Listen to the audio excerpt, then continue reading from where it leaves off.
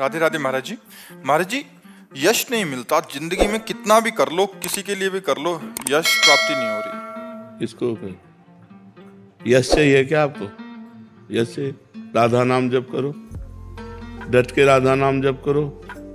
जितना राधा नाम जप करोगी ना, बिस्तरे सब जग बिमल की रति, साधु संगति ना टरे, बास वृंदा विपिन पावे, श्री राधिका जो कृपा करे। जपो नाम।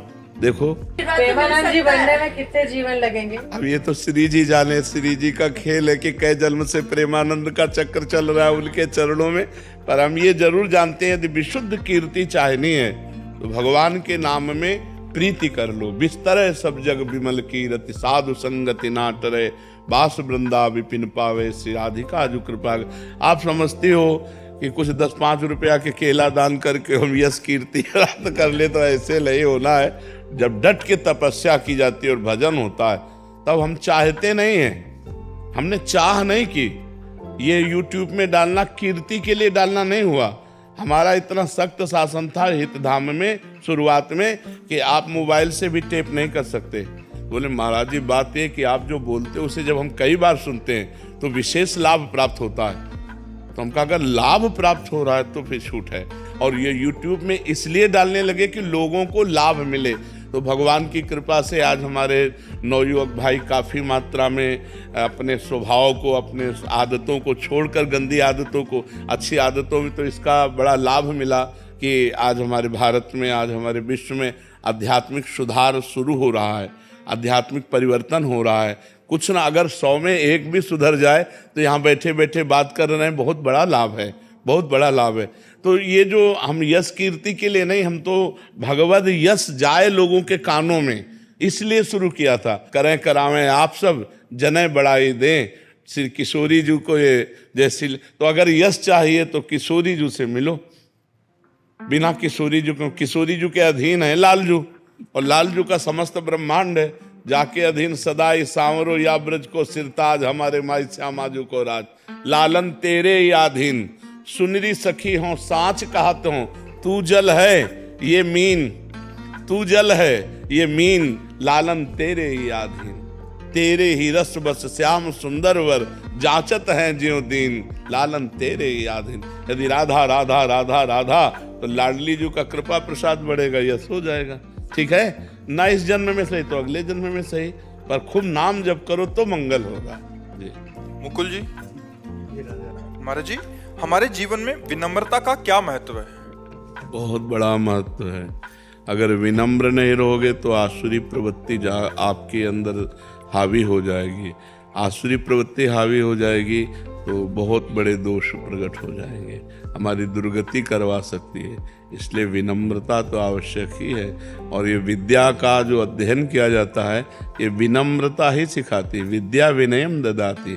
जो आधुनिक विद्या पढ़ करके आज उद्दंड हो रहे हैं, ये विद्या नहीं, अविद्या है। वास्तविक विद्या तो वही है जो कम से कम माता पिता के चरणों में झुकना, गुरुजनों के चरणों में झुकना। जिससे बात करो तो आदमी सोचे कि हमने किसी आदमी से बात की है। बात करे तो जिससे देखो उद्दंडता, अहंकार भरा बर्ताव, ये सब आसुरी प्रवृत्तियां बढ़ रही हैं। बिना विनय के तो जीवन, मनुष्य जीवन फिर असुर जीवन है। विनय ही नहीं है तो फिर जीवन क्या है, वो असुर जीवन है। इसलिए विनय का तो बहुत बड़ा महत्व है। और विद्या विनयम ददाती, वही विद्या है जो विनयी बना दे, जो हमें सौम्य गंभीर बना दे, मृदुभाषी बना दे, परोपकारी बना दे, भगवत चिंतन वाला बना दे, तब तो जीवन सार्थक है। आनंद कुमार गुप्ता जी, जबलपुर। महाराज जी, आपके चरणों में कोटि कोटि प्रणाम। गुरुदेव, खुद को भूलकर इष्टाकार वृत्ति में चित्त की दशा कैसे होगी महाराज जी? निरंतर नाम जप करने से। जब हर पल बार बार जहां मन जाए वहां से हटा करके नाम में लगाना, बार बार जहां मन जाए वहीं प्रभु को देखना। जिस वस्तु, व्यक्ति, स्थान में जहां मन जाए वहीं प्रभु को देख। इष्टाकार करना है ना, तो जहां जहां मन। जब ये सृष्टि नहीं थी तो भगवान थे, जब ये सृष्टि नहीं रहेगी तो भगवान रहेंगे। तो बीच में कौन है? भगवान ही है। जब गहना नहीं बना था तब सोना था, जब गहना बिगड़ जाएगा तब सोना रहेगा। तो बीच में गहनों के रूप में क्या है? सोना ही तो है, ऐसे ही स्त्री पुरुष नाम रूप है लेकिन वो परमात्मा है। तो भजन करते समय हमारा जहां मन जाए वहां से हटाकर भजन में लगाना, या जहां मन जाए जिस स्त्री पुरुष जड़ चैतन्य वस्तु व्यक्ति स्थान पर परिस्थिति घटना सबको भगवान में देखना, तो हमारी वृत्ति भगवदाकार होती जाएगी।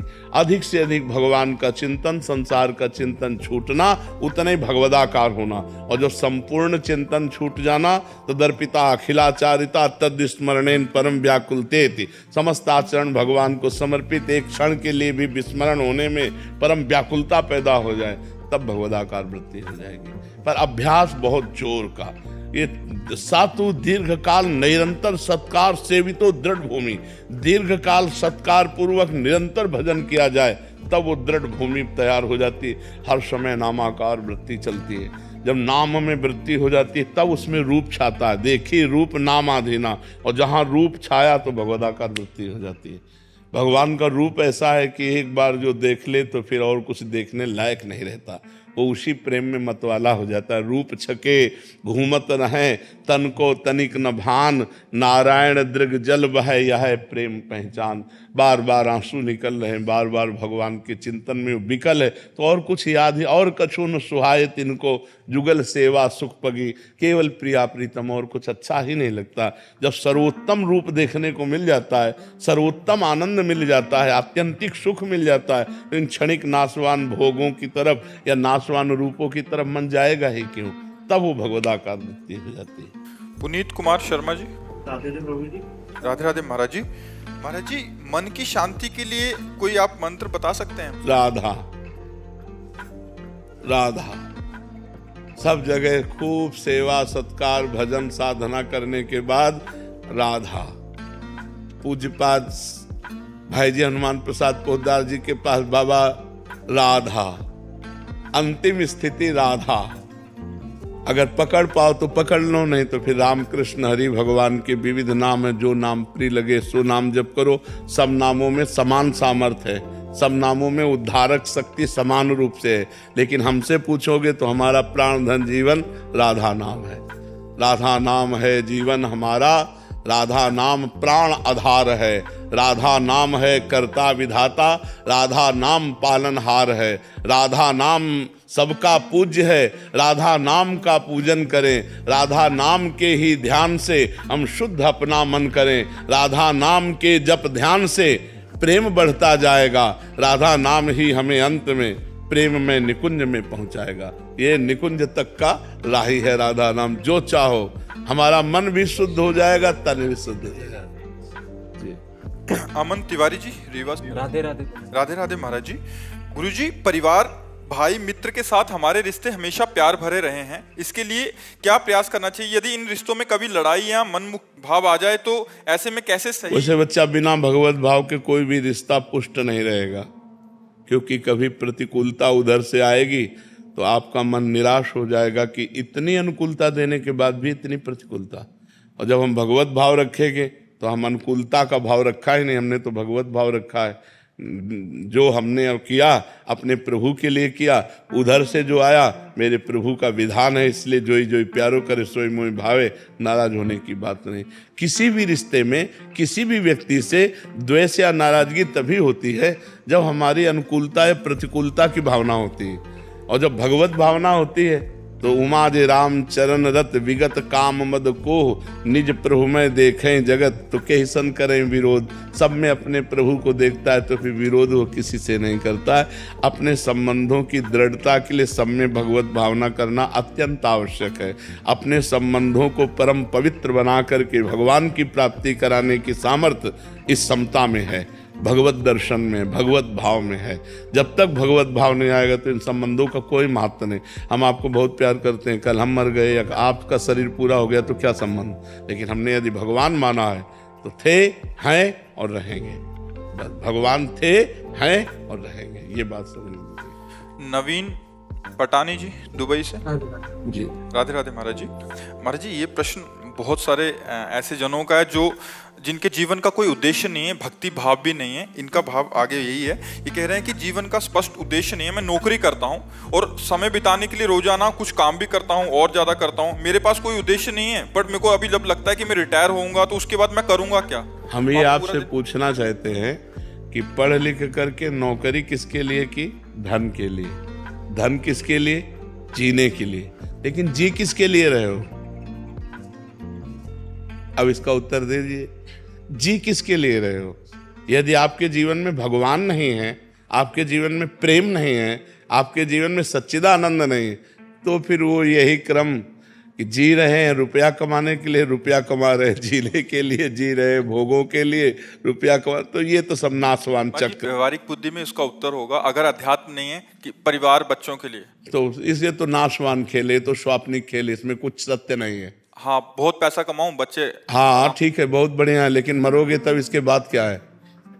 दुनिया में लाखों का मेला जुड़ा, हंसा जब जब उड़ा, कोई साथी नहीं उस समय बोलिए, उस समय नाम साथी है। आज बहुत सुंदर भगवत चर्चा सत्संग में हुई थी कि जिसका मन भगवान में बस में नहीं हुआ, नहीं लगता, तो वो थोड़ा बड़ा भजन करता है, सत्संग करता है, और तो उसकी गति क्या होगी?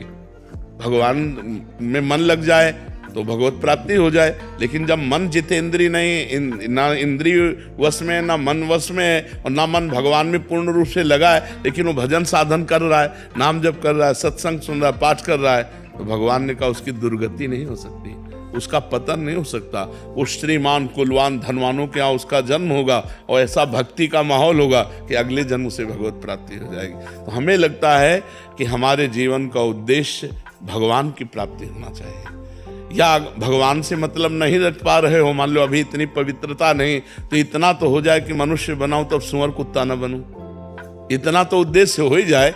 तो कम से कम हम इतना भजन तो कर ले कि हमें फिर मनुष्य शरीर मिले और हम फिर अच्छे कर्म करें और भगवान को रिझा लें। तो इसलिए भजन करो, इसलिए भजन करो कि ये जो पदवी मिली है, जो सुख सुविधा मिली है, जो मनुष्य शरीर मिला है, ये दोबारा भी मिल जाए, क्योंकि ये पुण्य बल से मिला है, भगवान की कृपा बल से मिला है। तो दोनों बल हमारे पास हो, पुण्य बल भी हो और भगवान का कृपा बल हो। तो नाम जप से बढ़कर कोई पुण्य नहीं। अगर हमारे पास 100 रुपया है तो हम 1 रुपया किसी गरीब की सेवा में लगाने की भी सोचें, क्योंकि जो 100 रुपया अभी मिले हैं, अगर 1 रुपया जमा हो जाएगा तो आगे हमें मिलेगा। और नाम जप कर रहे हैं इसलिए भगवान की कृपा हमें प्राप्त होगी। तो 2 कार्य, एक परोपकार और एक नाम जप, ये 2 कार्य जीवन में कर लो। हर व्यक्ति को करना चाहिए। भाई बैंक बैलेंस क्यों करते हो? आगे के लिए करते हो ना, लेकिन इस शरीर के आगे की बात सोचो। अब वो सोच ही नहीं है, ये सोच केवल भारत में है, मरने के बाद क्या होगा, इस बात को केवल भारत के ब्रह्म ऋषियों ने जगाया है, नहीं तो और तो बस जियो खाओ मरो। तो हमें लगता है जीवन को सार्थक करने के लिए नाम जप और परोपकार अवश्य करना चाहिए। परोपकार बहुत बड़ा धर्म है, परहित सरिस धर्म नहीं है। लोक कुमार जी राजस्थान से, राधे राधे महाराज जी। महाराज जी, मैं कर्म में विश्वास रखता हूँ और आपको यूट्यूब माध्यम से 1 साल से सुन रहा हूँ। महाराज जी, मेरा प्रश्न है कि रामायण में एक बताया गया है कि कर्म प्रधान विश्व करी राखा, जो जस करहि तो तस फल चाखा, और सकल पदार्थ ही है जग माही, कर्महीन नर पावत नाही। और महाराज जी एक तरफ कहते हैं कि होई है सोही जो राम रचि राखा। केवल कर्म तक सीमित रहना चाहते हो क्या? केवल कर्म तक करना चाहते हो क्या? तो कर्म 2 ही प्रकार के होते हैं, शुभ कर्म और अशुभ कर्म, और इनकी दोनों की गति बस नर्क स्वर्ग और मृत्यु लोक। तो दुर्गति से बचोगे क्या कर्म करके?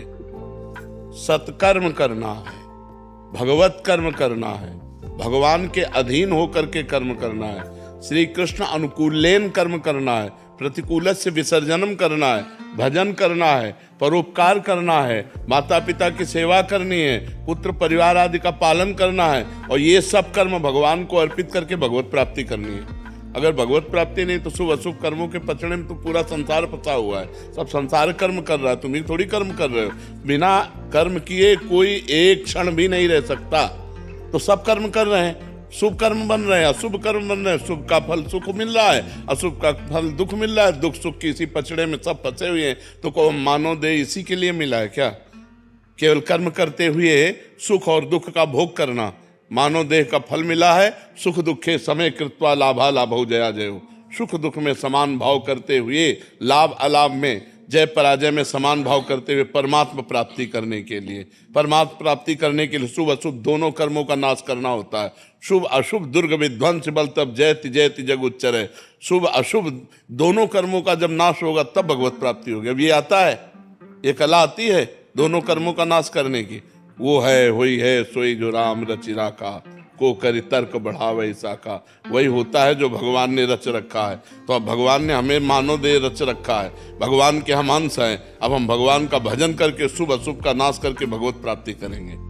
कर्मों के क्या, कर्म तो सब जीव कर रहे हैं। कौन सा ऐसा जो कर्म विहीन हो? कुछ पाप कर्म हो रहे हैं, कुछ पुण्य कर्म हो रहे हैं, लेकिन कर्मों के ऊपर जो उठे तब तो बात बने। मनुष्य जीवन केवल कर्मों में ही फंसे रहने के लिए थोड़ी है। कर्म समर्पण करके कर्म योग करने के लिए है। कर्म योग के द्वारा भगवत प्राप्ति करो, भक्ति योग के द्वारा भगवत प्राप्ति करो, ज्ञान योग के द्वारा भगवत प्राप्ति। ये योग प्राप्त करने के लिए मानव जीवन है। समझ पा रहे हो आप? हरेंद्र सिंह जी, राधे राधे महाराज जी। महाराज जी, मैं एक फौजी हूँ। वर्तमान में आपातकालीन सेवाएं जो होती हैं उसमें कार्यरत हूँ। देश व विदेश की प्राकृतिक आपदाओं में अपना कार्य करता हूँ। महाराज जी, गुरु जी, मुझे भक्ति का भाव बिल्कुल नहीं था, परंतु सोशल साइट पे आपकी वीडियो देखकर भक्ति भाव आ गया। जब भी आपकी वीडियो देखता हूँ तो आंखें नम हो जाती हैं। महाराज जी, ये किस दशा को दर्शाता है? सात्विक प्रवृत्ति को, कि आपका हृदय सत्वगुण से युक्त होकर पवित्र हो रहा है। पवित्र हृदय में जब हम सत्संग सुनते हैं, भगवद वार्ता सुनते हैं, तो हमारे अश्रु आने लगते हैं। इससे हमारा प्रमाण मिलता है कि मन धीरे धीरे पवित्र हो रहा है। हमें धीरे धीरे भगवान की तरफ बढ़ाया जा रहा है। धीरे धीरे हमारे ऊपर भगवान की कृपा हो रही। ये पवित्रता का, मन की पवित्रता का लक्षण है। गदगद सुर नैना सजल दंपति रस रहे भीन, ईगत वृंदा विपिन में फिरे प्रेम तल्लीन। वो तो मानो वृंदावन के लिए कह रहे, और आप कहीं भी हो, भगवान की बात सुनकर, भगवान का नाम सुनकर, भगवान की याद में आंसू आना ये परम पवित्रता का लक्षण है, भगवान की कृपा का लक्षण है। छवि शर्मा जी, नोएडा से।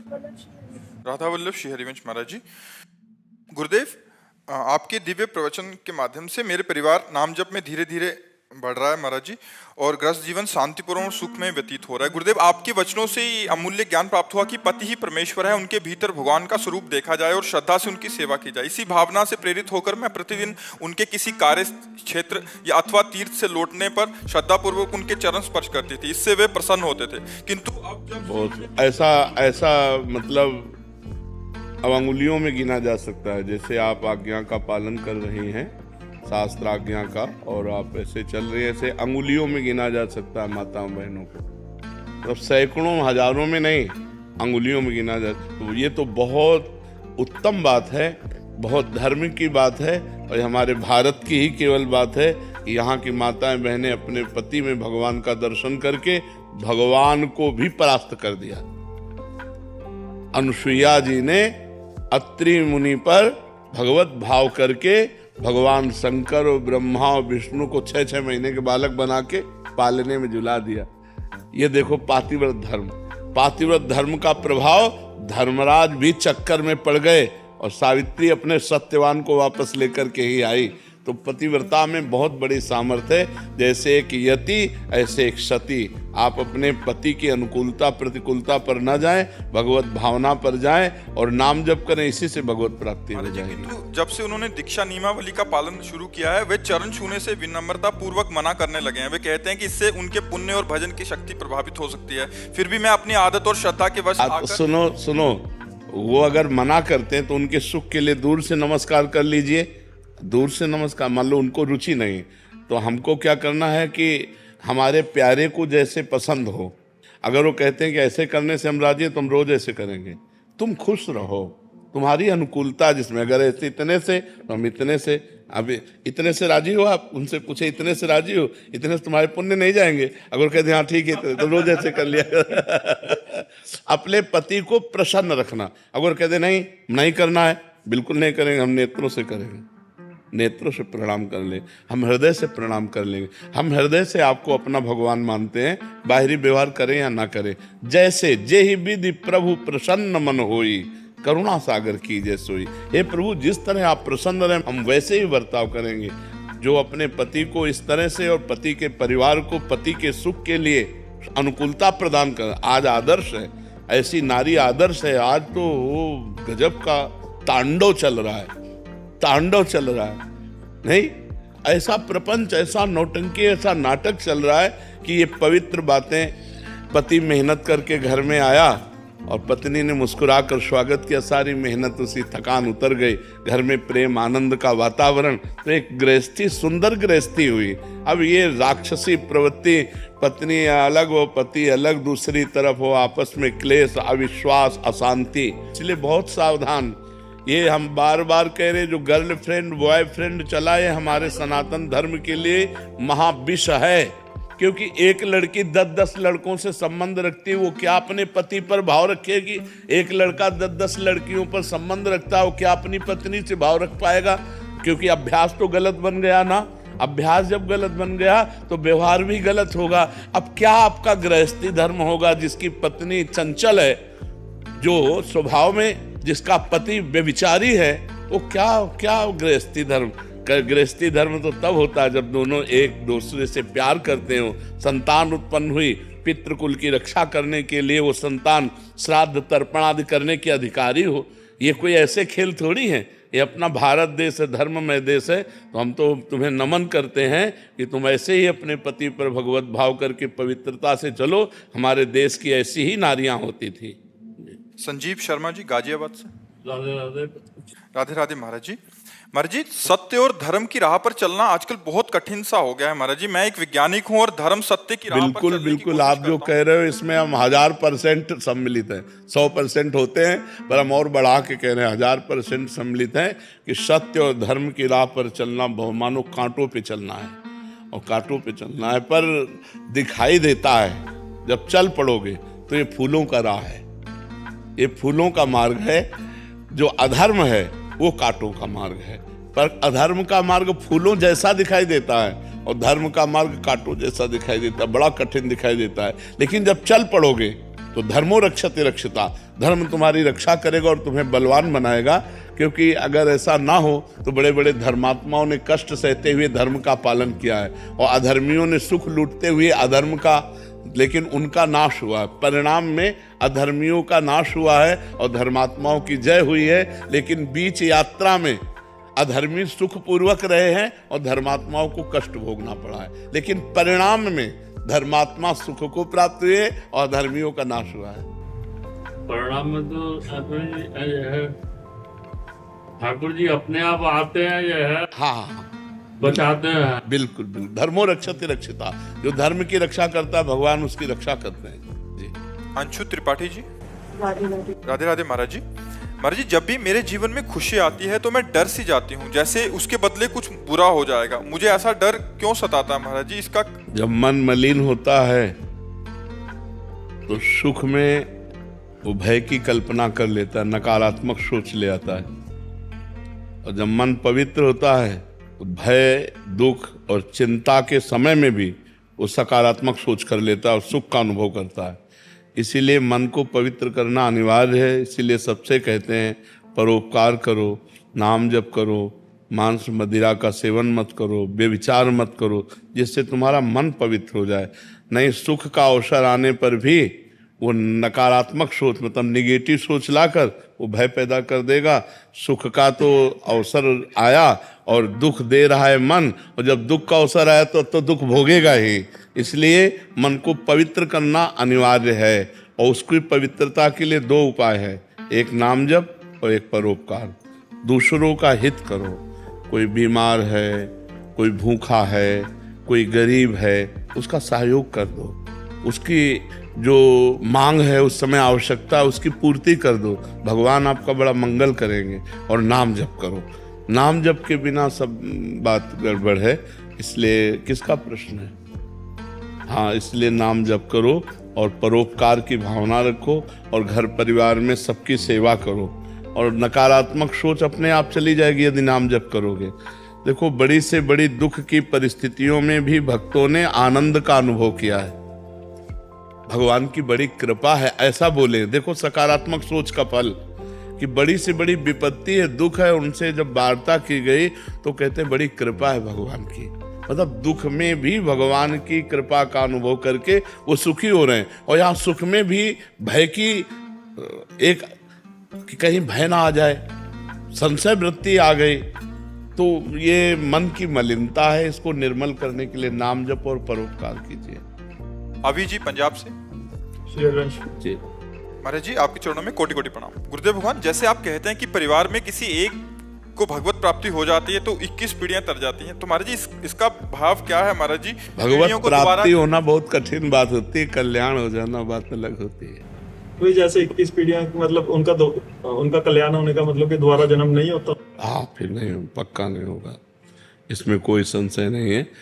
देखो, भारतीय सुविधा जैसे कोई बड़ा अधिकारी होता है तो उसके माता पिता फ्री रेल में चल सकते हैं, उसके परिवारजनों को होती है ना सुविधाएं। तो जब कानून, अपनी भारत सरकार इतना सुविधा परिवार वालों को देती है, भाई लड़का नौकरी में तो माता पिता फ्री क्यों चल देंगे? बोले नहीं, सुविधा है, कब परिवार को सुविधाएं नहीं मिलती?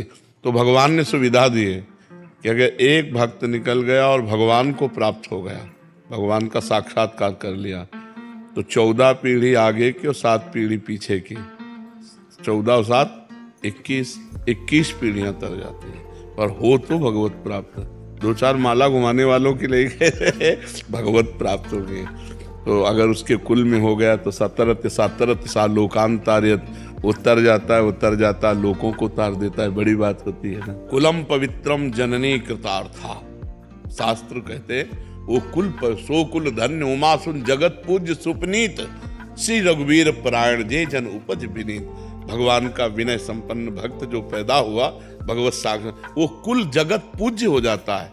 अहोबत सुपचतो गरियान यज्ञ वर्तते नाम तुभ्यम, वो चाहे चांडाल क्यों ना हो, नीच स्वपच क्यों ना हो, अगर जिसकी जिह्वा पे भगवान का नाम आ गया और भगवान का निरंतर नाम जप कर रहा है, वो जगत पूज्य गरियान, वो जगत में सबसे श्रेष्ठ है। नाम प्रसंग कहत उपदेश जाया, धर्म धन्य सो देश, धन्य सो कुल जय जन्म भयो, धन्य सो तात, धन्य सो माय, संतत सकल सुनो चित लाए, श्री हरिवंश प्रताप जस। नाम जप करने वाला बालक जिसके, तो वो देश धन्य, वो कुल धन्य, वो माता धन्य, वो पिता धन्य, धन्य धन्य हो जाते हैं। लेकिन असली भक्त भगवान का पैदा हो जिसके कुल में, उसके लिए लिखा हुआ है कुलम पवित्रम जननी कृतार्था। हाँ जी। रेणु जी मथुरा से, राधे राधे महाराज जी। महाराज जी कि मैं पतिव्रत धर्म का पालन करते हुए अखंड सुहाग की कामना हेतु अगर नाम जप या पूजा पाठ करूं तो क्या मुझे भगवत प्राप्ति हो जाएगी? बिल्कुल हो जाएगी, बिल्कुल हो जाएगी, बिल्कुल हो जाएगी, बिल्कुल हो जाएगी। और भगवान आपके पति की आयु की रक्षा भी करेंगे, क्योंकि भजन में बड़ा बल है, तपस्या में बड़ा बल है, संयम में बड़ा बल है। महाराज जी इनका एक और प्रश्न है कि महाराज जी माताएं बहनें जो घूंघट करती हैं, क्या इसकी कोई धार्मिक मान्यता है या पवित्र आचरणों में? पवित्र आचरणों के लिए ये ग्रामीण मान्यता है, धार्मिक या शास्त्रीय मान्यता नहीं है। ये जो घूंघट है ये इसलिए कहा जाता है कि हम रूप दर्शन न करावें और न सहसा किसी के करें। नारी की पवित्रता का बहुत बड़ा उसमें, अब आजकल तो ये सब देखने को नहीं मिलता, लेकिन गांवों में बूढ़ी माताएं अब भी इतना डालेंगी। अच्छा, घर में जैसे बूढ़े कोई जाते थे तो कहे दादा आ गए सब घूंघट करके, आज भी है गांव में है तो ना। हाँ, तो देखो कितनी पवित्रता थी कि पूज्य जन जो है वो ऐसे सावधान करके जाते थे कि माताएं बहनें यदि असावधान हो तो सावधान हो जाए, कि हम उनके अंग भी न देखें, उनका चेहरा भी न। गांव में तो ऐसा होता था कि मरने के बाद जब परवाह करने जाते तब कहते थे यार तुम्हारी बहू को तो हमने आज देखा है, नहीं तो और देखो ये मर्यादा पुरुषोत्तम भगवान श्री राम के समय में भी था। जिस समय सीता जी के शीश फूल आदि जो है वो लक्ष्मण जी को दिखाए कि सीता जी के आभूषण है, किष्किंधा में जब सुग्रीव ने दिए कि विमान के ऊपर से सीता जी, तो उनका प्रभु यदि माता के चरणों के कोई आभूषण होते, देवर हैं कि माता के चरणों के आभूषण होते तो मैं बता सकता था। हमने कभी माता को ऐसे नहीं देखा, ऐसे चरणों की तरफ। मतलब छोटा भाई बड़े भाई की पत्नी को मां समझता था और बड़ा भाई छोटे भाई की पत्नी को बेटी के समान समझता था। आज अब तो ऐसे राक्षस पैदा होते चले जा रहे कि अपने बच्चों के साथ ही दुष्कर्म करने के लिए तैयार हैं, फिर बहू बेटियां और सब। तो ये बड़ी पवित्रता का प्रतीक है। पहले ये कोई शास्त्रीय नहीं है, ये कोई शास्त्र में ऐसा आदेश नहीं है, ये ग्रामीण व्यवहार है। कुछ ग्रामीण व्यवहार ऐसे होते हैं जो कुल मान्यता हजारों वर्षों से चली आ रहे हैं। अब बड़ा समय खराब हो गया है और उसी का परिणाम भोगना पड़ रहा है। नहीं भोगना पड़ रहा है, फ्रेंड बॉयफ्रेंड, ये कहीं कोई मान्यता, कहीं कोई ऐसी। अरे गांव के बुजुर्ग ब्याह तय कराते थे और बाद में दूल्हा दुल्हन देखते थे कि ये हमारी दुल्हन है, ये हमारे दूल्हा है। नहीं तो इतना घूंघट काढ़े और बस घर में आके पता चलता था कि ये हमारी दुल्हन है। और आजकल तो मतलब लिव इन रिलेशन के बाद ब्याह होते हैं, नहीं होते? तो क्या मतलब पवित्रता रह गई? क्या पहले ब्याह करके आते थे तो दुल्हन दूल्हा नहीं मिलते थे? पूरे गांव के देवी देवता पूजते थे बुजुर्ग, और खवा पिया के सबके आशीर्वाद लेके फिर वो गृहस्थी धर्म में जाते थे। महाराज जी, घर गृहस्थी का एक और प्रश्न है। महाराज जी, आप कह रहे हैं कि आप अपने माता पिता को बहुत प्यार करते हैं और संसार से सबसे ऊपर समझते हैं, परंतु मैं अपनी पत्नी से भी बहुत प्यार करता हूं, परंतु पत्नी और माता पिता में अच्छी सुलह नहीं है। महाराज जी, इस स्थिति में मैं कैसे दोनों दोनों का प्राथमिकता माता पिता की रखनी, क्योंकि अर्धांगिनी अपना ही अंग है और हमें प्रकट करने वाले माता पिता हैं। तो अर्धांगिनी को इतना कि आप हमारे माता पिता की सेवा ना करें, मानते हैं, लेकिन आप हमें नहीं रोक सकते। हम आपकी सुविधा, आपकी अनुकूलता आपको देंगे, लेकिन आप हमारे माता पिता की सेवा में अगर तनिक भी विरोध करते हैं तो हमारे आपके संबंध में विरोध हो जाएगा। माता पिता का त्याग नहीं कर सकते, ये जरूर आप में होना चाहिए। अगर ये नहीं है तो जो अपने माता पिता का त्याग कर दे पत्नी के कहने पर, फिर क्या है? फिर धर्म में वीरता नहीं रही। ऐसा नहीं होना चाहिए। जो लड़की इस तरह की मतलब व्यवहार वाली हो कि आप हमसे प्यार करते हो, तो आप अपने माता पिता का त्याग कर दो, तो उसे कह देना चाहिए कि तैयार रहना, त्याग के लिए तैयार रहना। जिस दिन हमारे माता पिता की सेवा में व्यवधान उपस्थित कर दोगे, उसी दिन हमारे आपके बीच में संबंध विच्छेद हो जाएगा। और अगर आप हमारे माता पिता की सेवा करती हो तो हम आपको प्राणों से अधिक प्यार करेंगे, नहीं करती हो तो आपको अधिकार देंगे, लेकिन आप हमारे को सेवा में जाने से नहीं रोक सकती हो। इतना जरूर रहना चाहिए। माता पिता भगवान का स्वरूप है और पुत्र का पूरा अधिकार है माता पिता की सेवा करने का। तो ध्यान रखना, अवश्य में भोक्तव्यम कृतम कर्म शुभाशुभम, जो जैसे कर्म करेगा वैसा फल देगा भगवान, भोगना पड़ेगा, इसलिए बहुत सावधान। तो कभी चूक मत कर देना, पत्नी के चक्कर में आकर अपने बूढ़े माता पिता को मारना पीटना या घर से निकाल देना, ऐसे कोई आचरण मत करना। पत्नी से को तुम करो या ना करो, हम तुम पर दबाव नहीं डालते, लेकिन आप हम पर दबाव नहीं डाल सकती कि माता पिता की सेवा से हम वंचित हो। माता पिता ही महाराज जी थोड़े से अलग व्यवहार के हों, वो बहुत गलत व्यवहार करें। हाँ, तो उनको चाहिए, माता पिता को चाहिए कि बुढ़ापा आ रहा है, ज्यादा अगर उद्दंडता करेंगे तो दुर्गति को प्राप्त हो जाएंगे। बहू बेटा को अपना बेटा और अपनी बेटी के समान चाहिए। थोड़ा प्यार का व्यवहार करें जिससे कम से कम उनको चाय और नाश्ता मिल जाए। अगर माता पिता करने लायक है और वो बहू बेटा से सेवा नहीं कराते हैं, बहू बेटा से ईर्ष्या करते हैं, तो बेटे को चाहिए कि दूर से देखता रहे, उनकी सेवा में भले न जाए। लेकिन जिस दिन वो ऐसी स्थिति को प्राप्त हो कि वो अपनी सेवा करने लायक ना हो, उस दिन वो गाली दे तो भी उनकी सेवा करनी चाहिए। माता पिता की तो भी सेवा करनी चाहिए, क्योंकि वो बुजुर्ग हैं, उनका दिमाग स्थिति 60-70 के बाद जो है मानसिक स्थिति बिगड़ जाती है। अगर वो गाली देते हैं, वो निंदा करते हैं, तो हमें ये बात नहीं माननी, हमें उनकी सेवा करनी है। और अगर वो स्वस्थ हैं, अपने आप सेवा कर लेते हैं, खा पी रहे हैं, तो दूर से देखता रहे, खा पी रहे, आनंद से है, कोई बात नहीं। अगर 2-3 बेटा है महाराज जी, हाँ, तो उनमें से सब बेटाओं को चाहिए कि अपने माता पिता की सेवा के लिए अगर हिस्सेदारी ले लें, तीनों क्रम बाई क्रम सेवा करें। अगर तीनों में से ना करें तो एक तो तैयार हो जाए। यार, बूढ़े माता पिता को खवाने से क्या कमी होती है? दाता तो भगवान है, खूब अच्छे से देते हैं। जो माता पिता की सेवा करता है उस पर भगवान प्रसन्न हो जाते हैं, क्योंकि भगवान ये धर्म से प्रसन्न होते हैं। देखो, पुंडरीक जी अपने माता पिता की सेवा करते थे तो विट्ठल भगवान स्वयं दर्शन देने के लिए महाराष्ट्र में आए थे कि नहीं आए थे? तो माता पिता की सेवा करने वाले को भगवत प्राप्ति निश्चित होती है। कमलेश जी राजस्थान से। महाराज जी, आप कह रहे हैं कि आपके शरीर के पति जो कश्मीर में सीआरपीएफ में देश की सेवा में नियुक्त थे, अचानक हार्ट अटैक आने से शरीर छोड़ गए ड्यूटी पर। महाराज जी, इनका भाव यह है कि जो सैनिक वीर गति को प्राप्त होता है युद्ध के दौरान, वो एक सैनिक है। एक है कि ड्यूटी के दौरान आकस्मिक कोई ऐसी घटना हुई, उसके दौरान अगर उनका शरीर पूरा हो जाता तो दोनों की गति में फर्क हो जाएगा। क्योंकि युद्ध में वीर गति को प्राप्त हुआ, स्वर्ग जाएगा। और ये अब अंतिम समय क्या चिंतन था उसका परिणाम मिलेगा। अंतिम समय जैसा चिंतन होगा उसके अनुसार उसकी गति होगी, लेकिन उसकी गति चिंतन के अनुसार नहीं होगी, क्योंकि वो युद्ध कर रहा है, अपने देश के लिए, राष्ट्र के लिए प्राण समर्पित किए है, तो उसे स्वर्ग की प्राप्ति होगी।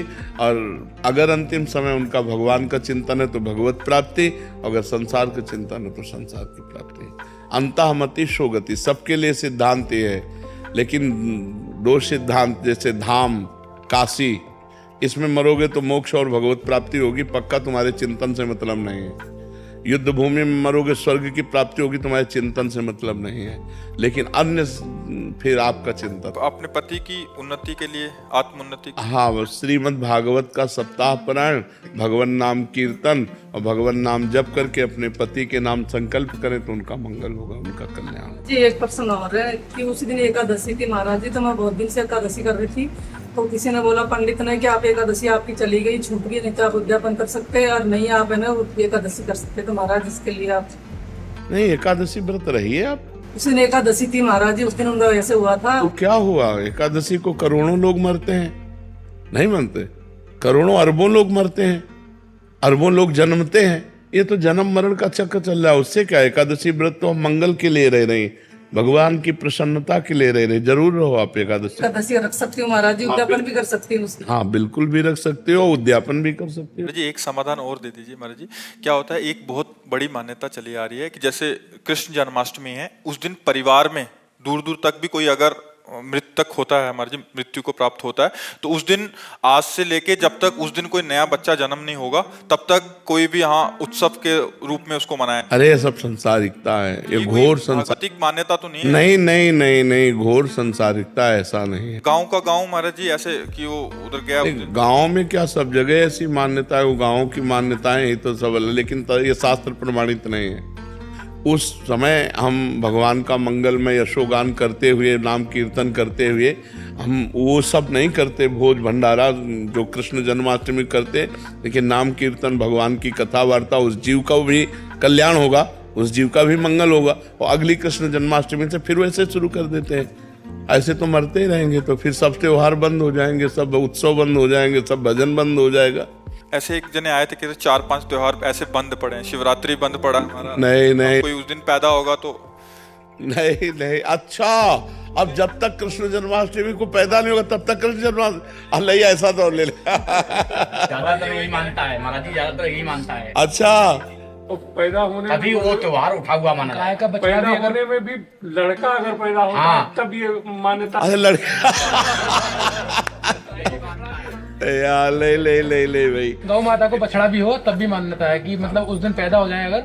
अरे ऐसा सब कुछ नहीं है महाराज जी, ये मतलब ऐसा कुछ नहीं है। नहीं नहीं, शास्त्र हम प्रमाणित कर सकते हैं ना उस दिन, अगले साल से, उस साल तो उस दिन तो जैसे आज हमारे यहाँ मतलब शोक हो गया, अब कोई मर गया, अब हम वो उत्सव बढ़ावा तो नहीं करेंगे जो करना था, लेकिन नाम कीर्तन, भगवान की कथा करेंगे और शांति से 13 दिन तक शोक मनाते हैं। और 13 दिन के बाद अब अगली जब जन्माष्टमी आएगी तो उसको हम मनाएंगे उत्सव। उसमें नहीं है कि कोई गाय का बछड़ा पैदा हो या लड़का पैदा हो, अब परिवार में पैदा ना हो तो कृष्ण जन्माष्टमी ना हो, तो ऐसा नहीं है। नहीं, परिवार में मर जो ताऊ के चाचा का वो भी मर गया तो हाँ, मान लो परिवार में 500 लोग हैं, फिर तो पूरे साल सूत का ही चलता रहे।